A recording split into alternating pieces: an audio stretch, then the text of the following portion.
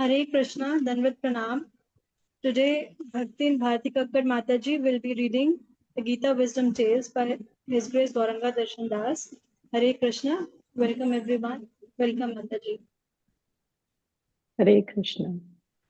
Om Agnantimirandhasya Jnananjana Shalakaya Chakshurunmilitam Yena Tasmai Shri Guruve Namaha.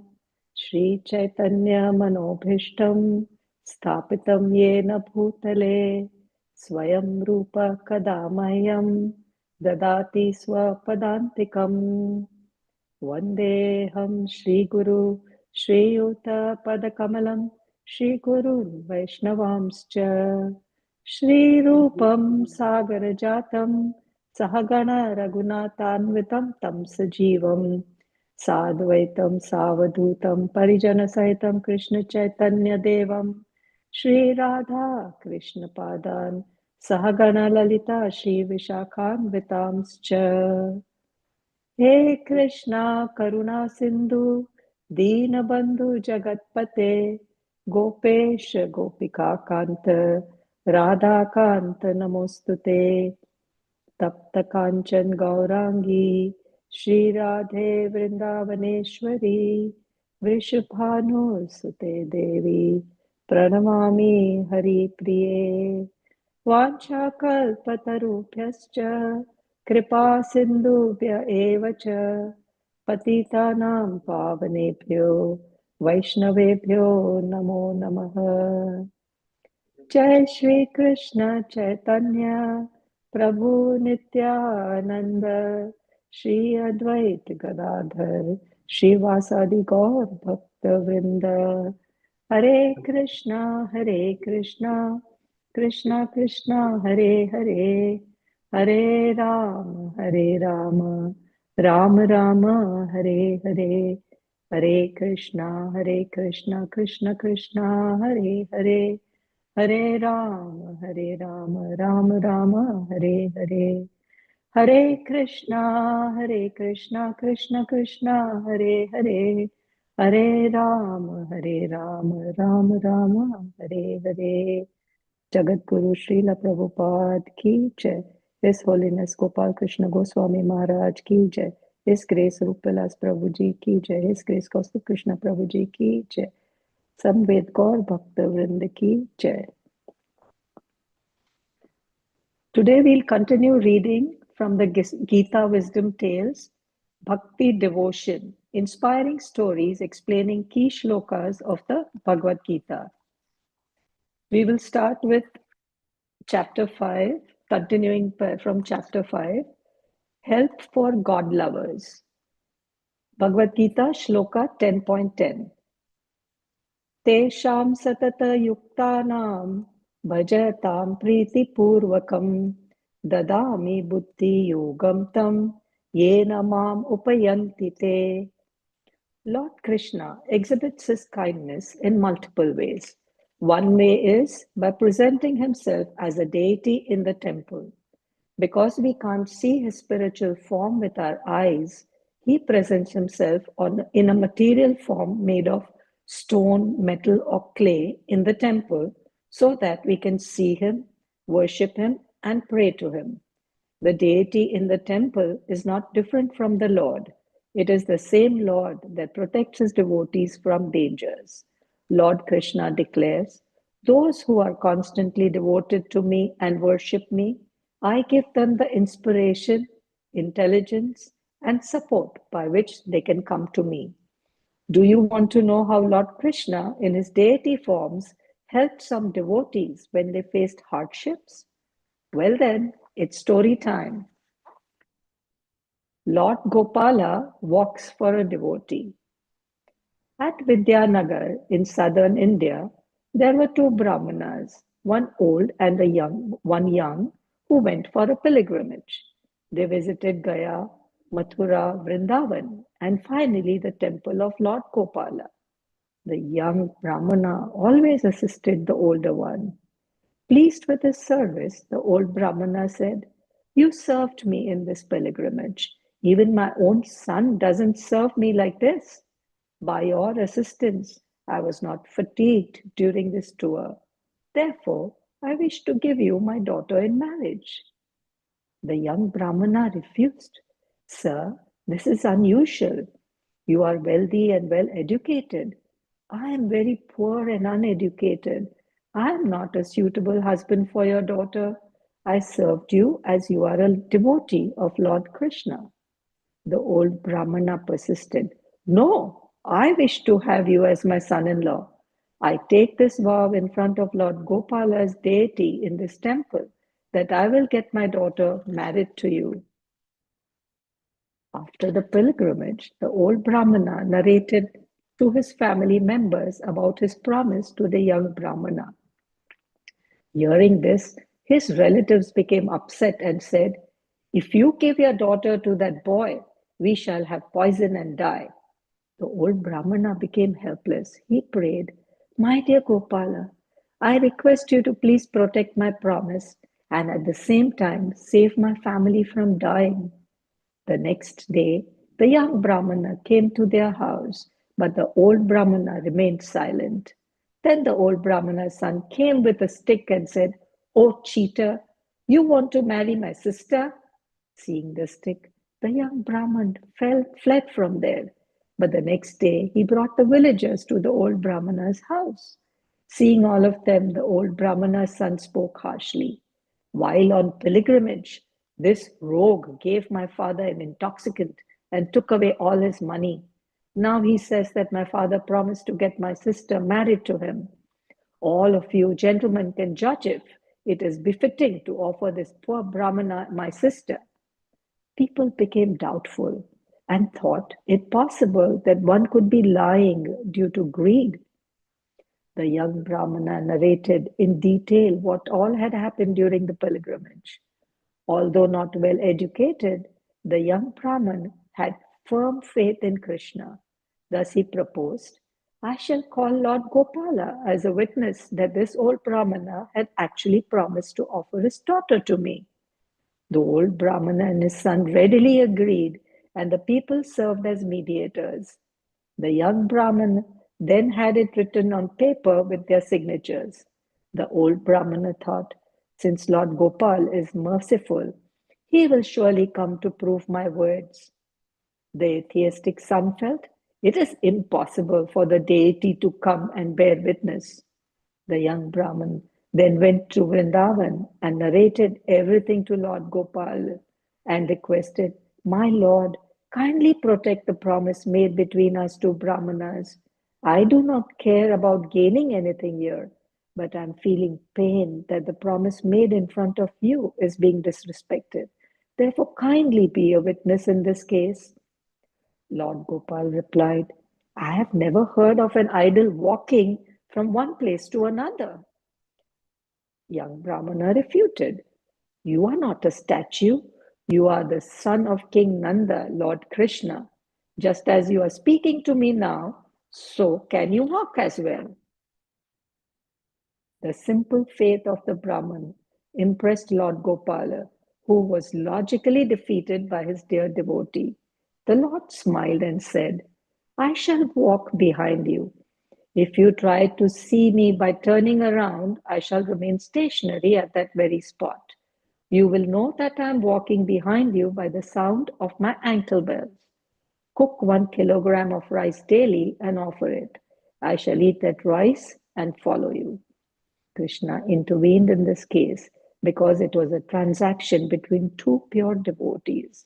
Thus, Lord Gopal reached the village of the young Brahman, who then informed all the villagers of the Lord's arrival.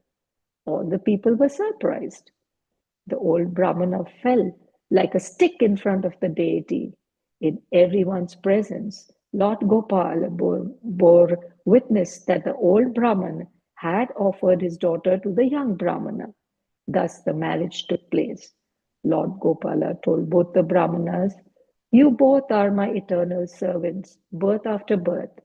I am pleased by your truthfulness. You can ask for a boon. The Brahmanas requested, O Lord, please remain here so that the people all over the world will know how merciful you are to your servants. Lord Gopal happily agreed. He became famous as Sakshi Gopal, the witness Gopal, and made his residence at Vidyanagar. Firm faith in the Lord is the key to his grace. The devotion of Punthanam. In the South Indian state of Kerala, there is a beautiful temple of Lord Krishna at a place called Guruvayur. The idol of Krishna in that temple is popularly known as Guruvayurappan. Poonathanam was a great devotee of Lord Guruvayurappan. He would regularly visit the temple, traveling a long distance on foot. One day, as he was walking to the temple, a group of robbers attacked him. The ruthless thieves took away all his money and belongings. Poonathanam was helpless and couldn't do anything to protect his possessions. Poonathanam was carefully holding onto a small bag he was carrying. He tried to hide it from the thieves, but they saw it. They thought that Poonathanam had something of great value inside the bag. They tried to snatch away that bag too. Poonathanam was highly distressed because that bag contained his most precious wealth, the Srimad Bhagavatam. Srimad Bhagavatam is a wonderful scripture written by sage Vyasa. It describes hundreds of stories of the Lord, his incarnations, and his devotees. Poonathanam did not want to lose that book. Seeing that the thieves were snatching the Bhagavatam from him, Poonathanam thought that the only solution for his problem was to call the Lord. He loudly cried out for the Lord's help. "Oh Lord Krishna, please help me." All of a sudden, a powerful soldier appeared there, riding a horse. Brandishing his sword and other weapons, the soldier chased away all the robbers and killed some of them. He then brought all the belongings of Poonathanam back and handed them over to him. Poonathanam was especially happy to get back his most valuable possession, the Srimad Bhagavatam. With tears in his eyes, Poonathanam spoke to the soldier. "I am very grateful to you for saving me and my things from the soldiers. Srimad Bhagavatam is my life and soul. You have brought it back for me. I cannot repay you for what you have done, but I wish to present you with a small token of my gratefulness. Please accept this ring and kindly tell me who you are." The man replied, "I am one of the ministers of the king of this province." Poonathanam thanked him once again and proceeded on his journey to Guruvayur. That night, the priest of Lord Guruvayurappan had a dream. Lord Krishna appeared in the dream and spoke to him. "Tomorrow morning, when you come for my worship, you will see a ring on my finger. Take the ring and give it to the great devotee Poonathanam, who will come for darshan." The next morning, when the priest went to the idol for worship, to his surprise, he saw the ring on the deity's finger. He took out that ring as Lord Krishna had directed him and waited for Poonathanam to come. After some time, Poonathanam reached the temple and came to see the Lord. The priests recognized him and said, "Oh, great devotee, please take this ring. You are so fortunate that Lord Guruvayurpan has personally gifted this ring to you." Poonathanam saw the ring and recognized it as his own. He thought, "I had given this to the soldier yesterday. How did it reach the Lord's finger?" Then Poonathanam understood that it was the Lord who had himself come in the form of that soldier to protect him. He felt extremely blessed and grateful. The Lord cannot see his devotee in distress. He saves them at all costs. The Lord is always ready to protect us, just as he rescued Poonathanam from the bandits. He is also willing to cross all boundaries, just as he did for the young Brahmana by walking all the way to his village. If we try to constantly serve him with love, we too can receive his grace and protection. If we reach out to him with love, he will reciprocate lovingly. Hare Krishna. Chapter 6, Complete Surrender. सर्वधर्मान् परित्यज्य मामेकं शरणं व्रज अहं त्वां सर्वपापेभ्यो मोक्षयिष्यामि मा शुचः. Bhagavad Gita, Shloka 18.66. We all have different duties in life, just like a student, a teacher, or a principal have different duties. But there is one duty all of us share, that is to pray to God. This is because we are all His children. In this shloka, Lord Krishna, as the Supreme Father of all living beings, tells us, give up all kinds of duties and just take my shelter. I promise you that I will protect you from all sinful reactions. Do not fear. This shloka is the conclusion of the Bhagavad Gita. This statement inspired not just devotees, but also some demons to seek the Lord's shelter. And here's what happened to them. Vibhishan takes shelter of Lord Ram. The king of demons, Ravana, abducted Sita, the consort of Lord Rama, and held her captive in his golden city Lanka. Unlike proud Ravana, his younger brother Vibhishan was saintly and virtuous. Vibhishan advised Ravana repeatedly to respectfully return Mother Sita to Lord Ram. But egoistic Ravana never listened to his good advice. Once he ruthlessly rebuked Vibhishan with harsh words. Hurt by his words, Vibhishan left Lanka and approached the camp of Lord Rama, who was then making preparations with the Vanar army to battle against Ravana. Vibhishan wanted to take refuge of Lord Rama, the embodiment of all virtues. Seeing Vibhishan, Sugriva, the king of the Vanaras, became alarmed. All the Vanaras started picking up rocks and uprooting trees, ready to attack if needed. They just awaited Sugriv's orders. Wise Hanuman, however, didn't detect any deceit or ill motives in Vibhishan.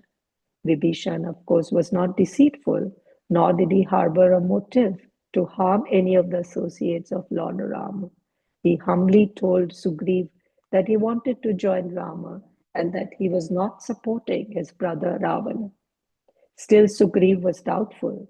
But Hanuman, who had the ability to read the minds of people, understood that Vibhishan was genuine and believed that he sincerely desired to assist Ram.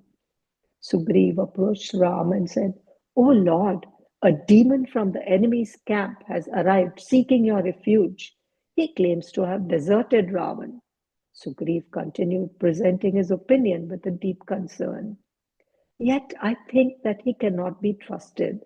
After all, he is a demon and must be a spy who might attack us at the least expected moment." Being highly suspicious, Sugriv added, "I suggest that Vibhishan be killed immediately." Lord Ram carefully listened to everyone's opinions. None of the other Vanar chiefs like Angad, Jambavan, Mahinda, and so on could trust Vibhishan completely. Then wise Hanuman gave his opinion. Vibhishan's pleasant demeanor, mindful speech, and facial expressions reveal his honesty. I think Vibhishan came here in all sincerity and should be accepted as our ally. Hanuman knew the fine art of speech, and Lord Ram was pleased by his eloquent and mature words. But Sugriv objected. Since Vibhishan has deserted his brother in the time of his need, he would betray anyone. Finally, Ram said, "I believe that Vibhishan has genuinely rejected Ravan. Let's welcome him as our ally." Still not convinced, Sugriv meekly protested. "He may have been sent by Ravan. If we accept him, he may turn on us at any moment. To be safe, we should capture and kill him." Ram understood Sugriv's anxiety. He smiled and said, "Do you truly think these demons could harm me? With the mere tip of my finger, I could kill all the demons. The scriptures state that even an enemy who seeks my refuge with folded hands must be protected by all means. Moreover, it is my vow that if anyone surrenders to me, even once saying, "O Lord, I am yours," then I award that person freedom from all fear, not just Vibhishan. Even if Ravan were to come here to surrender unto me, I would forgive him and protect him. Sugriva's heart melted with love. He was impressed with the Lord's kindness. With teary eyes, Sugriva said, "Let us invite Vibhishan and accept him as our friend without delay." The Lord never refuses to accept a person who sincerely seeks his shelter. Now we read Bali's donation to Lord Vamana. Bali was a powerful king of the demons. He defeated the Devas and conquered the heaven. He brought all the three worlds under his control. He ruled the upper, middle, and lower planets, while the Devas wandered without shelter. Once, King Bali was performing a sacrifice on the northern side of Narmada River. He was guided by his guru Shukracharya and several Brahmana priests. As he was performing the rituals, one charming and effulgent Brahmin boy arrived at the scene. The divine boy caught the attention of all the people present there. He wore deerskin and a straw belt. He held a begging bowl, a water pot, an umbrella, and beads in his little hands. He was Vaman, an incarnation of Lord Vishnu. Seeing the adorable Brahman boy, King Bali felt great love and affection towards him. Bali heartily welcomed him and said, "Dear Brahman, I promise to offer you anything you wish." Lord Vaman praised Bali and his family for their charitable nature and said, "O king, all I need from you is just 3 paces of land to the measurement of my steps." Bali considered Vaman to be unwise and said, "Dear child, you are a mere boy of tender age with insufficient intelligence. You are not aware of your own benefit. I can give you an entire island, but you are asking for only 3 steps. One who approaches me once should not have to ask for anything more in the future. So ask from me as much land as you need for a lifetime." Lord Vaman replied, "Dear king, if I am not satisfied with 3 steps of land, I will not be satisfied even if you offer me the entire world. One has to be satisfied with whatever one achieves by destiny and honest efforts."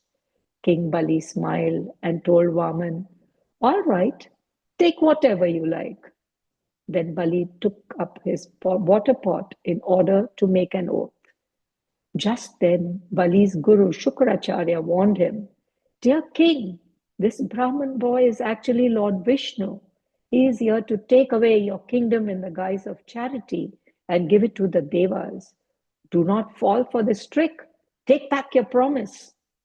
However, Bali was very truthful and honorable despite being born in the family of demons. He was also quite proud of his charitable nature. Additionally, he was devoted to Lord Vishnu, being the grandson of the great devotee Prahlad. So he humbly replied to Shukracharya, "How can I withdraw my promise out of greed for wealth? There is nothing more sinful than dishonesty. I don't fear hell, poverty, distress, or even death as much as I fear cheating a Brahman. Wealth will anyway not come with us at the time of death. Better I keep my promise to this Brahman boy. If he is Lord Vishnu, I must carry out his order."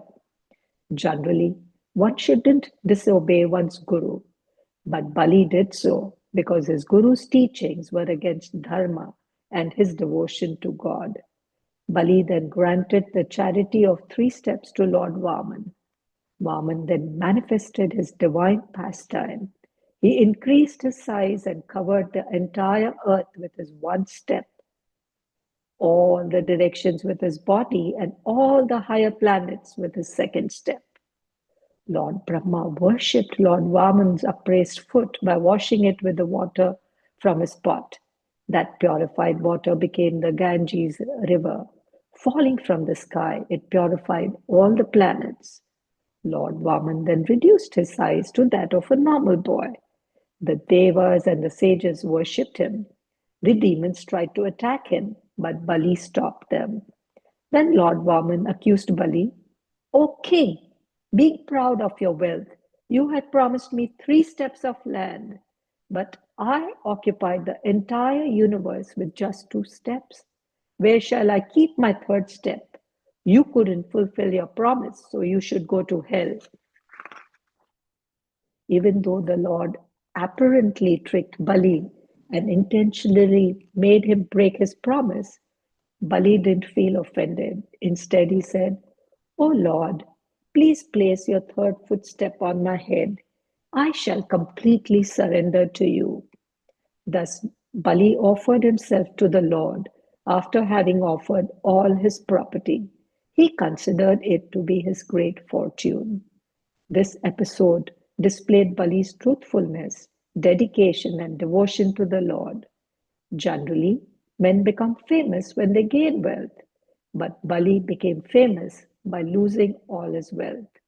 Highly pleased with him, Lord Vaman said, "Dear Bali, you will become the king of heaven, Indra, in the next Manvantara. Until then, you may live in the Sutala planet, which is more prosperous than heaven. I shall personally guard your palace as the doorkeeper." Bali was overwhelmed by the Lord's immense kindness. He thanked him profusely and went to Sutala. The Lord offers himself to those devotees who offer themselves to him. Through the examples of King Bali and Vibhishan, it is clear that even birth in a family of demons cannot stop one to approach the Lord for protection. Lord Krishna promises complete protection to all those who seek his shelter.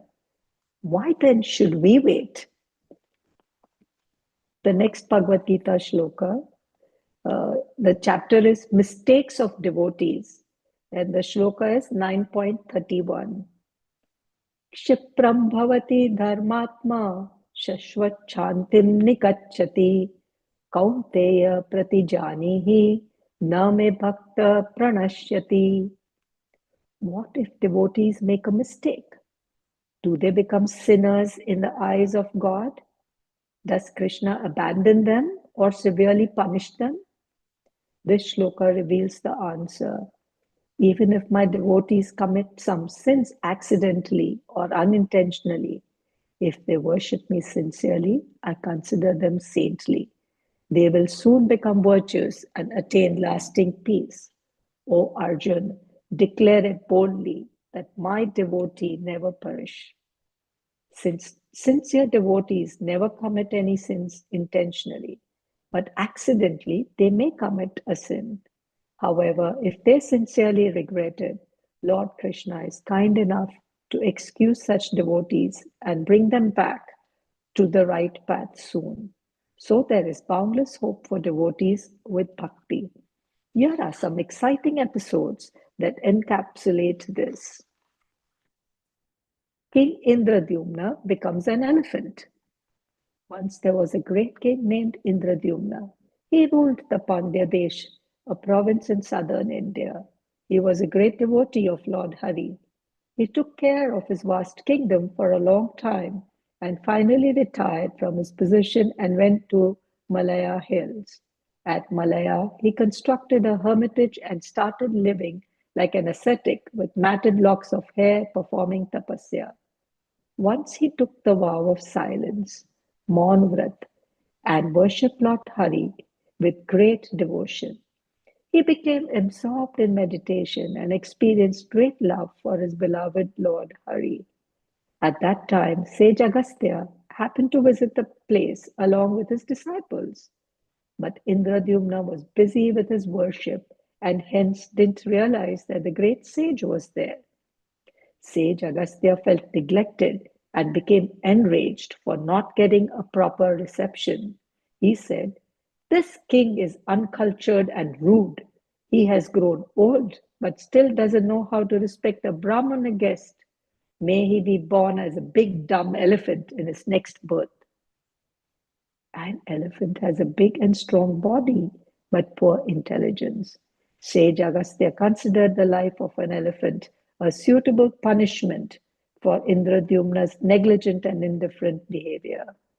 Cursing the king in this way, the sage left the place along with his disciples.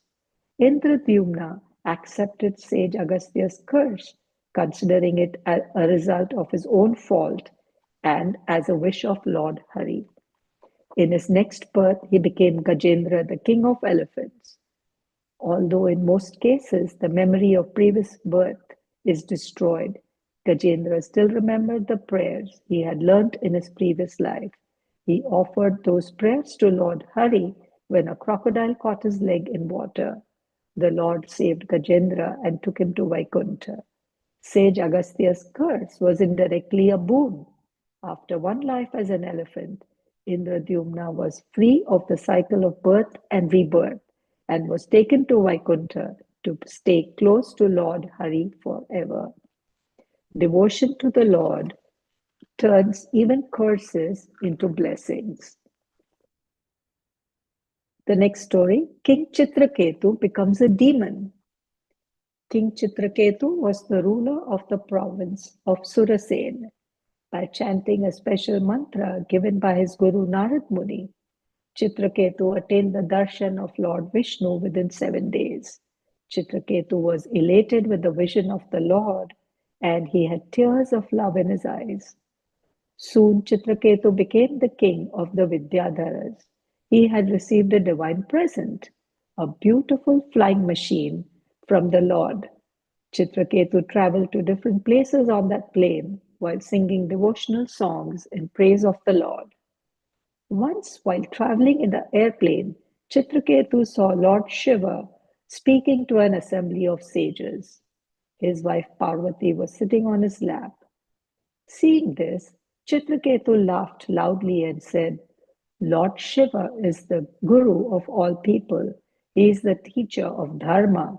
How surprising it is to see this show of intimacy between him and his wife, that too in front of the whole assembly. Chitraketu didn't really mean to insult Lord Shiva. He merely expressed his wonder. He was concerned about the image of Lord Shiva among common people. Actually, it was a slight tinge of pride, which made him want to correct the powerful Shiva publicly. Lord Shiva understood the intentions of Chitraketu and smiled. The sages also remained silent, but Mother Parvati became furious at Chitraketu. She exclaimed, Has this upstart been appointed as a ruler and punisher of shameless people like us? I suppose all the devas and sages have forgotten dharma because they never corrected Shiva's improper public behavior. This person proudly insulted the exalted Shiva. He thinks of himself to be a great devotee, but the fact is that he doesn't deserve to be a devotee of Lord Vishnu. So, my dear son, you will take birth as a demon in your next life. That should serve you right. You are not fit to be among gods and sages. As a mother, she punished a misbehaving son with a desire to discipline him, as any mother would. Chitraketu immediately descended from his airplane, humbly bowed down before Parvati and said, O mother, I accept your curse with folded hands. Please forgive me for my improper speech. Chitraketu then politely left on his airplane as Parvati looked on in astonishment. Then Lord Shiva spoke to Parvati. Have you seen the greatness of Lord Vishnu's devotees? They have no fear. For them, heaven, hell, or liberation are all the same. They are interested only in the service of Lord Narayan. In his next life, King Chitraketu became a demon named Vritrasura. Even in the body of a demon, he had great devotion for Lord Vishnu. In a war with the Devas, he was killed by Indra. He was completely purified of all his shortcomings and finally attained Vaikuntha.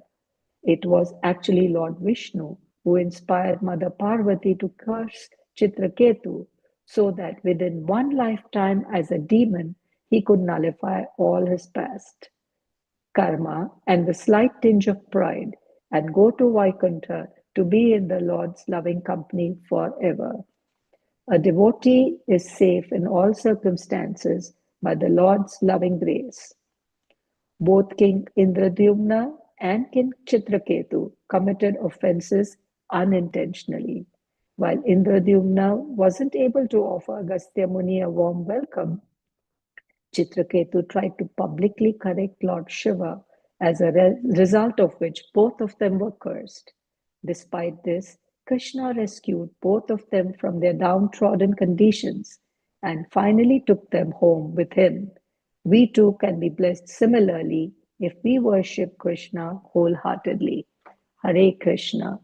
I hope all of you have enjoyed listening to the Gita Wisdom Tales by Gauranga Darshan Das.